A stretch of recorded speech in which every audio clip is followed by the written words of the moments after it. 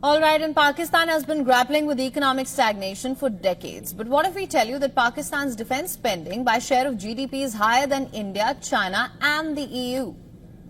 In this financial year, Pakistan's defense spending stood at 2.3% of its GDP, slightly above India's 2%. From 2017 to now, Pakistan's defense budget grew at a compounded annual rate of 12.6%, outpacing India's 8%. However, in absolute terms, India's defense allocation reached over $86 trillion, including pensions, nearly 8 times Pakistan's budget. Pakistan's military expenditure as a share of its GDP is higher than many global and regional players. In 2023, it stood at 2.8%. That's well above the average of 1.8% for low and middle income countries and surpassing China and the European Union.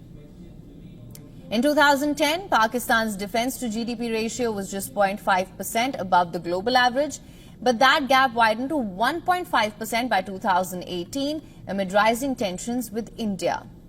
Although economic constraints have narrowed this gap recently, the budget signals renewed defense prioritization. According to a report, global military spending reached $2.7 trillion in 2024. That's a 9.4% rise from 2023. This marks the sharpest annual increase since the Cold War. India is the world's 5th largest military spender behind the United States, China, Russia and Germany.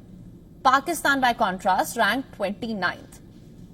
The United States alone accounted for 37% of global defense expenditure, while China contributed 12%.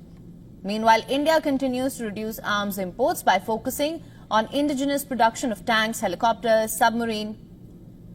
Regional instability, including conflicts in Ukraine and West Asia, it has driven sharp increases in spending across Europe and the Arab world as well. For latest news, download the WION app and subscribe to our YouTube channel.